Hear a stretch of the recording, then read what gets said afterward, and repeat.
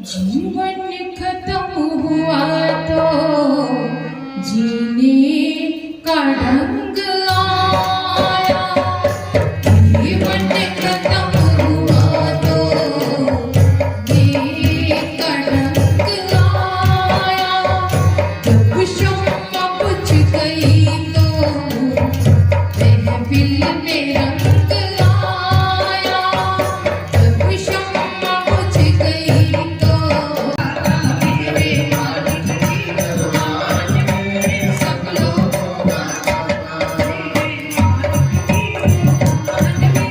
सब लोगों का मेरे मालिक की भगवान में सब लोगों का खाता। क्या साधु क्या संत गृहस्थी क्या राजा क्या रानी। क्या साधु क्या संत गृहस्थी क्या राजा क्या रानी। प्रभु की अनुबंध है, उनमें साधना प्रमुख है।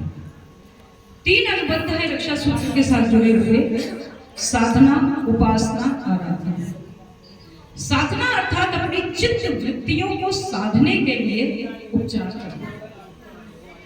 व्यक्तित्व में जो दोष है उनके निवारण के लिए साधना करना। जब हम समतल भूमि पर चलते हैं, सामान्य जीवन क्रम अपनाते हैं, तो बहुत अधिक अपने को साधने की जरूरत नहीं होती है। हम बहुत लापरवाही से भी चलते हैं, किंतु जब चढ़ाई पर चढ़ते हैं तो अपने को बैलेंस करके चलते हैं। और मनुष्य जीवन का एक लक्ष्य है। मनुष्य जीवन का लक्ष्य है निरंतर ऊंचाइयों को छूते जाना। तो जब हम प्रगति की ओर अग्रसर होंगे तो हमें साधना की जरूरत है। कौन कौन सी साधनाएं की जा सकती हैं जीवन को श्रेष्ठ बनाने के लिए? गायत्री जप साधना, जैसा कि अभी गीत की पंक्ति में सुना। गायत्री मंत्र लेखन साधना, मौन साधना। जिह्वा पर संयम ना हो, वाचालता अधिक हो तो मौन साधना करें, और भोजन लिप्सा अधिक हो तो अस्वाद व्रत साधना करें। परम पूज्य गुरुदेव के चरणों में बैठकर निरंतर साधनाएं करते रहना चाहिए। उपासना, ईश्वर के समीप बैठना।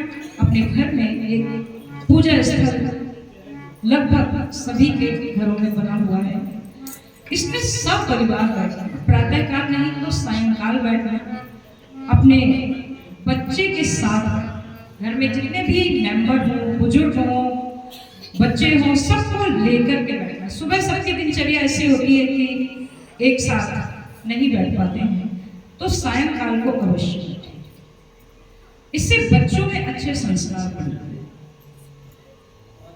और प्रयास करें कि घर के बुजुर्गों की खूब सेवा करें। अगर आपको अपना बुढ़ापा सही रखना है तो आप अपने बुजुर्गों की सेवा करिए। आपका यह आचरण बच्चों के अवचेतन में बैठ जाएगा और बिना कहे सुने वे श्रवणकुमार बन जाएंगे। लेकिन अगर हम अपने माता पिता को उपेक्षित करते हैं तो हमारा बच्चा हमें 4 गुना ज्यादा उपेक्षित करेगा और हो सकता है वृद्धाश्रम में भी डाल देगा। आराधना अर्थात लोक मंगल के काम। खूब साधना करें, शक्तियां मिलेंगी। खूब उपासना करें, शक्तियां मिलेंगी। अंत में हमें करना होगा लोक मंगल के काम। श्लोक है कि अष्टादश पुराणेषु व्यासस्य वचनद्वयम् परोपकारं पुण्याय पापाय परपीडनम्। 18 पुराणों में व्यास जी ने 2 ही बात कही है कि दूसरे को कष्ट देना पाप है और दूसरों का भला करना ही पुण्य है। परहित सर्व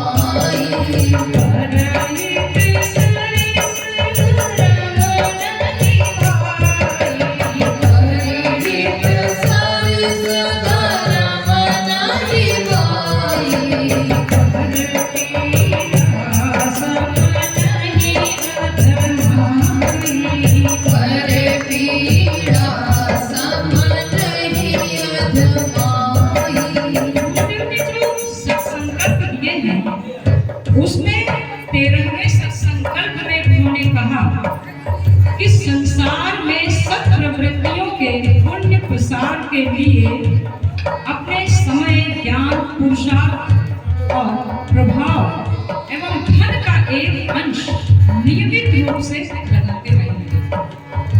इस संकल्प में गुरुदेव ने जोर दिया है समय दान और अंश दान।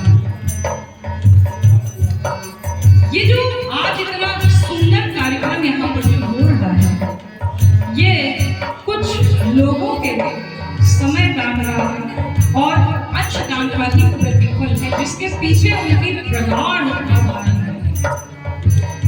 घर घर जाकर निमंत्रण दिए होंगे, बहनों ने कलश यात्रा में अपने कितने पैर दुखाए, धन इकट्ठा किया होगा, न जाने कितना समय दिया होगा, तब ये एक सुंदर सृजन यहाँ पर हुआ। अगर हर व्यक्ति 1 घंटा प्रतिदिन सप्ताह में 1 दिन का समय इसी प्रकार निकाले तो निश्चित रूप से गुरुदेव का लक्ष्य मानव में देवत्व का उदय और पृथ्वी पर स्वर्ग का अवतरण पूरा ही हो जाएगा। समय दान करते समय बहुत आसान नहीं होता है। जब आनंद ने कहा बुद्ध भगवान से कि प्रभु आप मैं धर्म प्रचार के लिए जाना चाहता हूँ, तो भगवान बुद्ध ने कहा बेटा तुम जाओगे तो लोग तुम्हें बुरा भला कहेंगे। तो आनंद ने कहा कि मैं कृतज्ञ रहूंगा कि उन्होंने मुझे गालियां तो नहीं दी। तो उन्होंने कहा कुछ लोग गालियां भी देते हैं। तो आनंद ने कहा तो मैं इस बात के लिए कृतज्ञ रहूंगा कि उन्होंने मुझे मारा तो नहीं।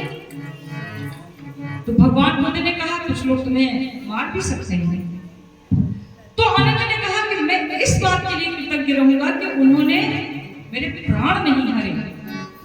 तो भगवान बुद्ध ने कहा कि तुम्हारे प्राण भी कुछ लोग ले सकते हैं। तो आनंद ने कहा फिर मुझे बहुत संतोष रहेगा कि एक महान कार्य करते हुए मेरे प्राण चले गए और मेरा जीवन सार्थक हो गया।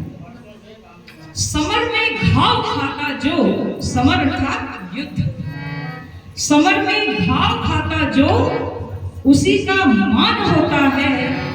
छिपा उस वेदना में भी अमर बलिदान होता है। जो सहता घाव खाता चोट छेनी और हथौड़ी की, वही पाषाण मंदिर में कभी भगवान होता है। वही पाषाण मंदिर में कभी भगवान होता है। तो समय दान हमारा ऐसा हो कि हम सब कुछ सुनने को तैयार रहें और परम पूज्य गुरुदेव के विचारों का प्रचार प्रसार करते हैं। गुरुदेव ने जो समयदान की बात कही है वो ये नहीं कहा कि संन्यास धर्म ले लो, पीत वस्त्र पहनो और यहाँ भिक्षा मांगो और समाज पर बोझ हो जाओ, ऐसा नहीं कहा उन्होंने तो ऐसा समयदान करने को कहा कि समाज का जो ऋण है उसे हम चुकाते रहें और गुरुदेव का कार्य भी करते रहें। तो जो गायत्री परिवार के हम सब लोग यहाँ बैठे हैं, जो पीत वस्त्रधारी हैं, सुबह की कलश यात्रा के बाद जो आत्माएं इस समय यहाँ पधारी हुई हैं, वो सब धन्य हैं। ये वास्तव में बहुत श्रेष्ठ समयदान है कि न जाने आज यहाँ से कौन से आप गुरुदेव के उपहार लेकर जाएंगे जो आपके जीवन को एक नई दिशा देंगे। तो हमारा समयदान ऐसा है कि हम समाज से भी जुड़े हैं और परिवार का काम भी करते हैं। अरे हमने घर संसार न छोड़ा, सपनों का भी प्यार न छोड़ा।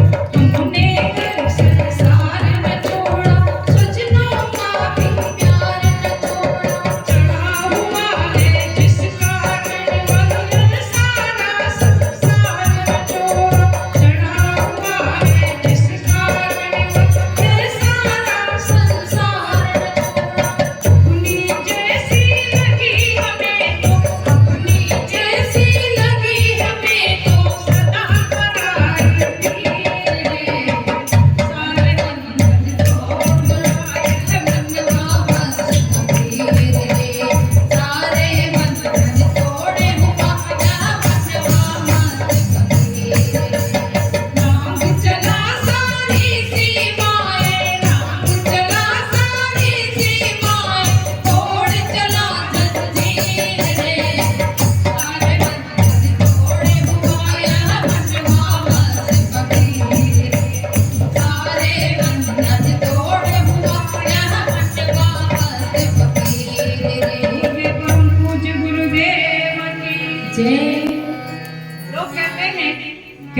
समयदान मन नहीं रखता, मन भटकता है, मन तो विषयों में अनुरक्त रहता है।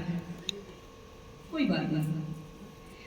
भगवान कृष्ण से उस अर्जुन ने कहा था कि चल चलन ही मन कृष्ण प्रमाथि बलवत् दृढ़म् तस्यहं निग्रहं मन्ये वायुरेव सुदुष्टम्।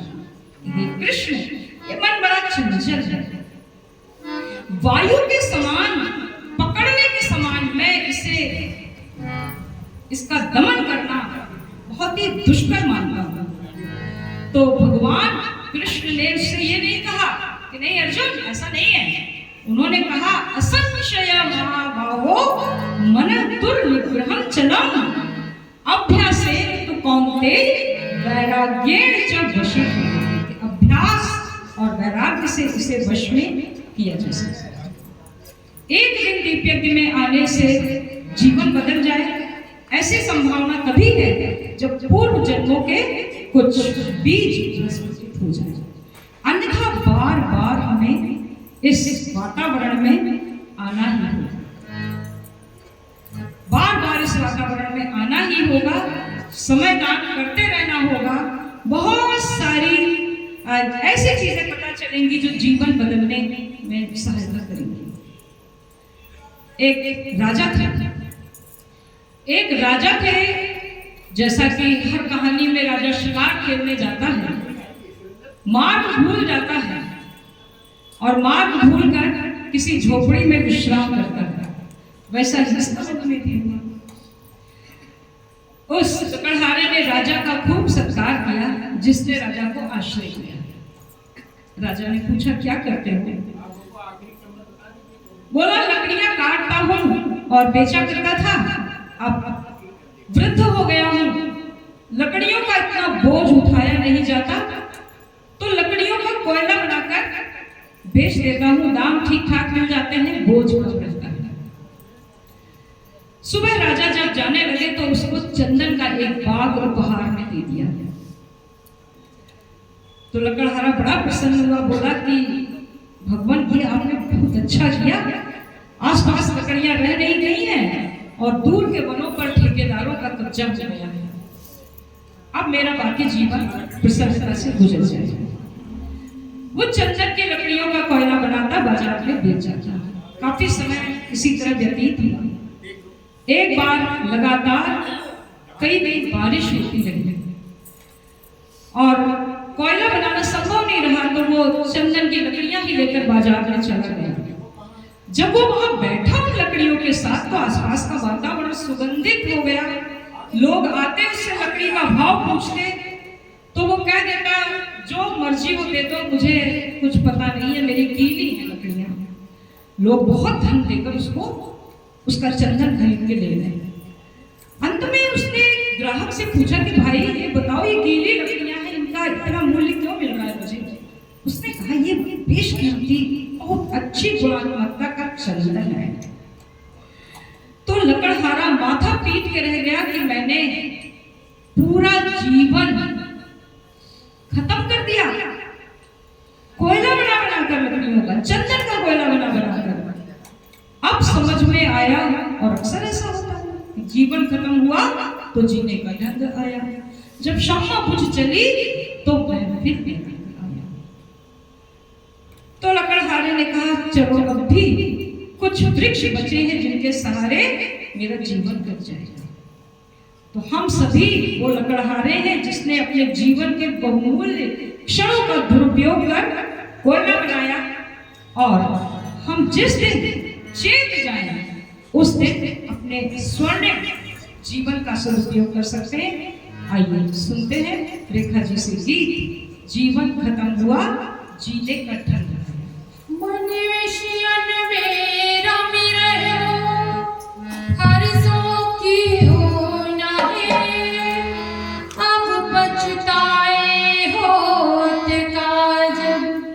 चिड़िया चुग गई थे,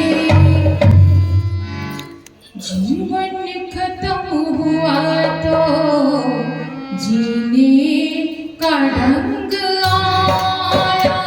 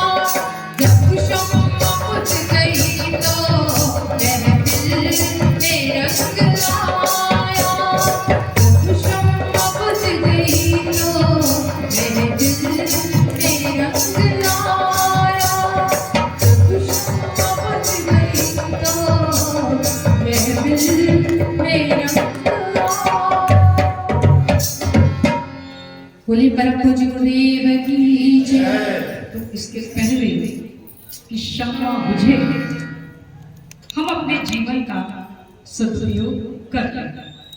इसके पहले कि चंदन के बाग के सारे वृक्ष जो कोयला बन चुके हैं वो तो बन ही गए हैं, लेकिन जो बचे हैं वो भी कोयला बन जाए, उसके पहले सुगंधित चंदन की लकड़ियों का सदुपयोग करना। परम पूज्य गुरुदेव का महत्वपूर्ण संदेश समय दान। गुरुदेव ने समय दान को बहुत महत्व दिया, क्योंकि समय दान के बिना कुछ भी संभव नहीं हो सकता। इसका दूसरा अनुबंध है अंशदान। अंशदान अर्थात अपने कमाई का एक छोटा सा अंश श्रेष्ठ कार्यों में लगा देना। वास्तव में ये है क्या? ये है बोना, वपन कर्म है। परम पूज्य गुरुदेव ने गहना कर्मणों गति वांग्मय में लिखा है कि यह संसार कर्मों की खेती है, जो पाना है उसे बोना होगा। जब कृष्ण के पास सुदामा अपनी दरिद्रता मिटाने के लिए धन वैभव लेने के लिए गए थे, तो सुदामा की पत्नी ने उन्हें 3 मुट्ठी चावल किसी तरह से मैनेज करके दे दिए थे। सुदामा संकोच के कारण वो चावल भगवान कृष्ण को नहीं दे रहे थे, लेकिन कृष्ण भगवान को सुदामा के हाथ से बुआई करवानी थी। ये सृष्टि वैज्ञानिक नियमों के अनुसार चलती है। भगवान कृष्ण सुदामा को तब तक धन नहीं दे सकते थे जब तक सुदामा बोले, तो उन्होंने सुदामा से 1 मुट्ठी चावल छीन कर खाया, फिर दूसरी मुट्ठी चावल खाया, लेकिन जैसे ही तीसरी मुट्ठी चावल खाने चले, वैसे ही रुक्मणी समझ गई कि 2 मुट्ठी चावल खाकर इन्होंने 2 लोगों का स्वामित्व दे दिया। तो वो कहती हैं, अरे हाथ गया प्रभु को कमला, कहे नाथ कहा तुमने चित धारी, कंडूल खाई मुट्ठी दुई दिन किए तो मने दुई लोक बिहारी। अरे खाए मुट्ठी तीसरी अब नाथ, कहा निज वास की आस बिसारी, और रंग कहीं आप समाने की ओ प्रभु, चाहत आप ही होन भिखारी। तो निश्चित रूप से हमें ये बोने का कर्म करते रहना चाहिए।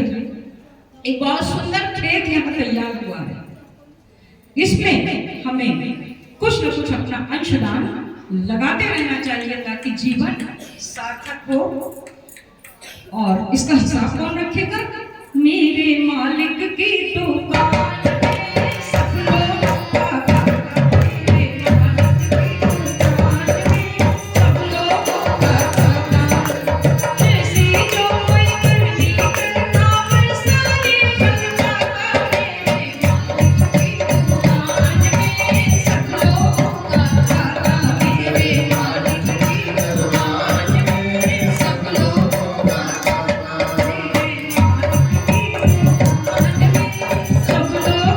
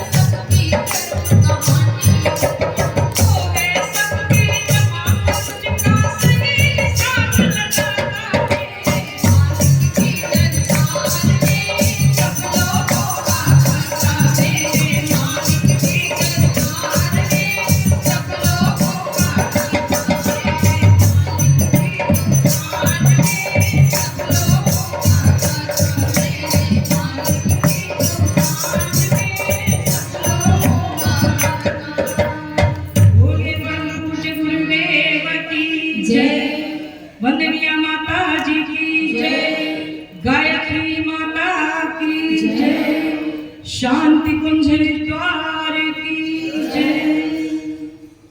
ये दिव्य की बेला आ चुकी है। आइए अग्नि स्थापन करते हैं इस भावना से कि हमारा जीवन भी अग्नि के समान तेजस्वी हो, अपने संपर्क में आने वाले को अपने जैसा ही बना दे, तेजस्विता और प्रखरता से युक्त हो। अग्नि स्थापन की व्यवस्था बनाकर मुख्य दीपक का पूजन कर दें। तत्पश्चात निर्धारित व्यवस्था के अनुसार सभी दीपकों को बहुत ही अनुशासित ढंग से जलाना है।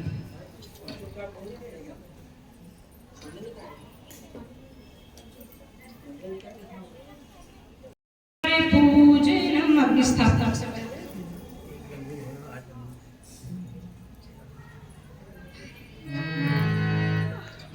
ओम सर्वेभ्यो देवेभ्यो। मनीष जी और फ्रेंड का मंच पर आ जाए।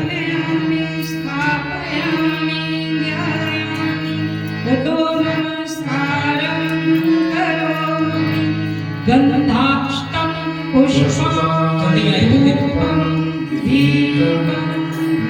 नैवेद्यम समर्पयामि। ततो नमस्कारं करोमि। ओम नमो स्वनन्दाय सहस्रमूर्तये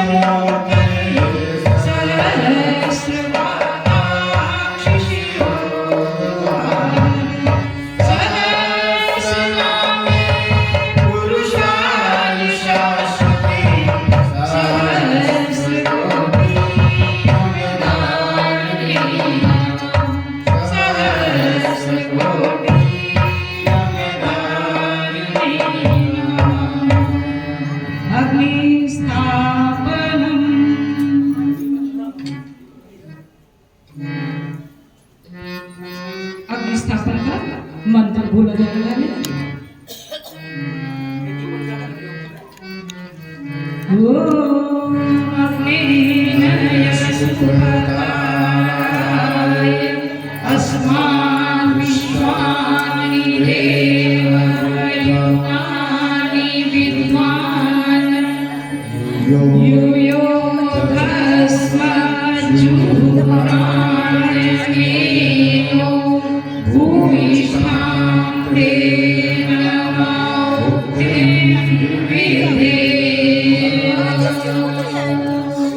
पहले अपने से दूर वाले दीपक जलाएं, अपने से दूर वाले दीपक जलाएं। अगर दोनों तरफ से जला रहे हैं तो पहले बीच वाले दीपक जलाएं। देखिए दीपक बहुत सावधानी पूर्वक जलाएं। बहुत सारी बहनें दीपक जलाने के लिए खड़ी हो गई हैं। दीपक दूर के जलाएं, जैसा कि भाई साहब ने कहा, ताकि बार बार दीपक जलाने में हाथ न जले। एक एक दोनों दीपक जला करके अपना स्थान ग्रहण कर लेना।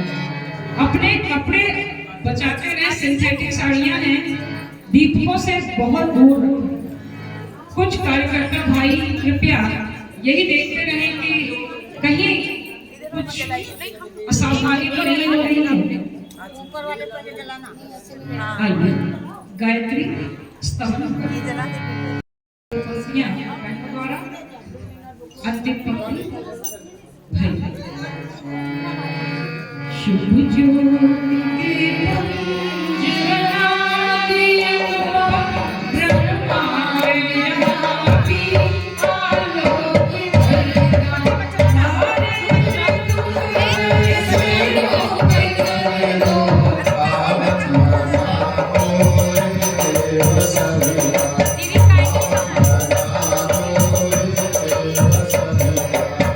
देवताओं से नित्य पूजित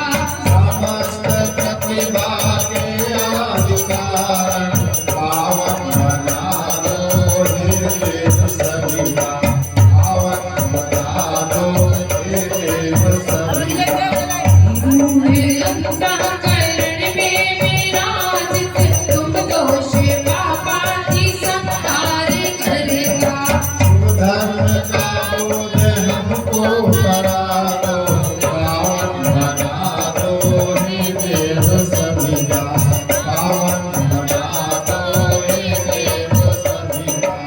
दिव्यादिनाशक हे पुष्टिदाता, दिग्सामे यजुर्वेद संचार करता।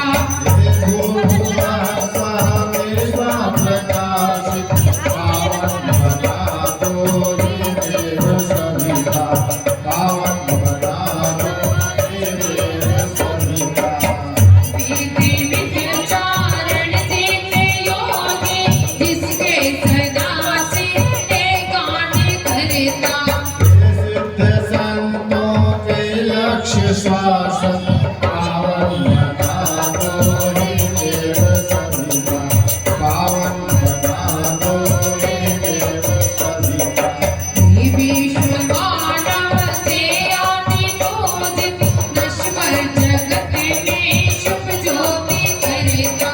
शुभ ज्योति हे काल के काल अनादिश्वर, पावन बना दो हे देव सभी का, बना दो हे देव सभी का। देवे ब्रह्मादि द्वारा प्रचारित, हे भक्त बालक हे पाप हरता। हे काल कर्मादि के आदि स्वामी, पावन बना दो हे देव सभी का, पावन बना दो हे देव सभी का। विश्वमंडल के आदि कारण, उत्पत्ति पालन संहार करता। कानूनी में लय जगत सब, पावन बना दो हे देव सभी का, पावन बना दो हे देव सभी का। सर्वव्यापी प्रेरक नियंता, विशुद्ध आत्मा कल्याण करता। योग पथ पर हमको चला दो, पावन बना दो हे देव सभी का, पावन बना दो हे देव सभी का। ब्रह्मनिष्ठों से आदि पूजित, वेदज्ञ जिसके गुणगान करता। पावना हम सब में जगा दो, पावन बना दो हे देव सभी का, पावन बना दो हे देव सभी का। योगियों के शुभ मार्गदर्शक, सद्ज्ञान के आदि संचार करता।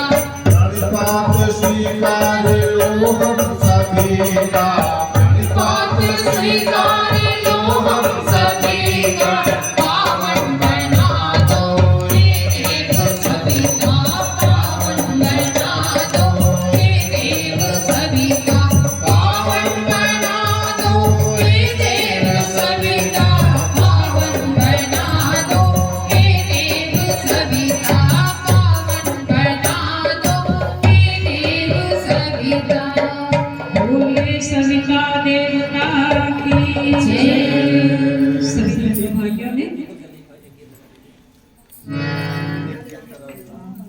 सभी बहनों भाइयों ने ज्योति से ज्योति जलाई है और अंधियारा मिटाने का एक किया है।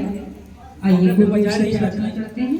ज्योति से ज्योति जलाओ सद्गुरु, ज्योति से ज्योति जलाओ सद्गुरु, अंतर की मेल मिटाओ सद्गुरु, अंतर की मेल मिटाओ सद्गुरु, ज्योति से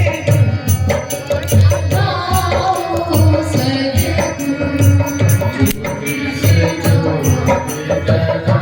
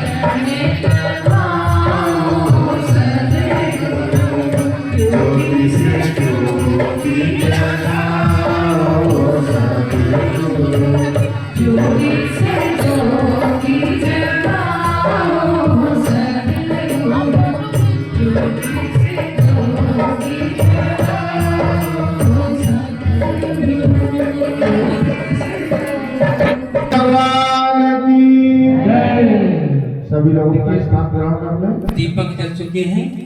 यदि अब एक आध रह गए हैं तो उनके लिए एक आध भाई या बहन कोई मिल जाए, बाकी सब लोग इतना इतना सुंदर दृश्य है इस समय। एक तो जलते हुए दीपक और उनकी सहायता से लिखी हुई वेदों की ऋचा, सुंदर स्वास्थ्य, सुंदर ओ वातावरण पावन है, पावन तर है, पावन तम है। इन दीपकों को खूब ध्यान से देखें और दीपकों का ध्यान करें। जहां ध्यान लगे उसका ध्यान करें, दीपक का ध्यान करें। अगर गुरुदेव का मन लगता है तो गुरुदेव का ध्यान करें। वंदनीय माता जी अगर हृदय में बसी हो तो वंदनीय माता जी का ध्यान करें। सविता देवता का ध्यान करने का अभ्यास हो तो सविता देवता का ध्यान करें। और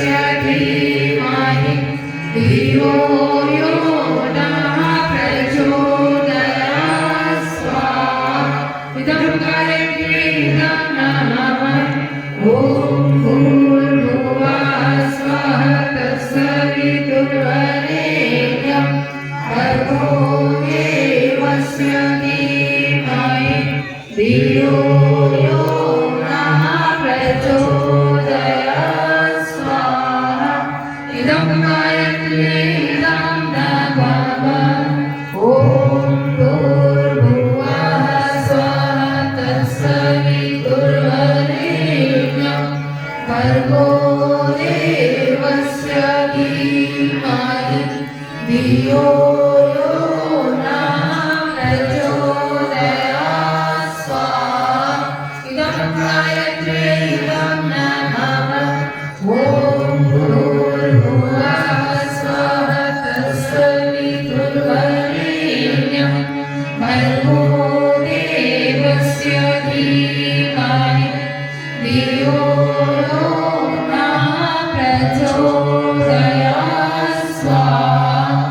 इदं गायत्र्यै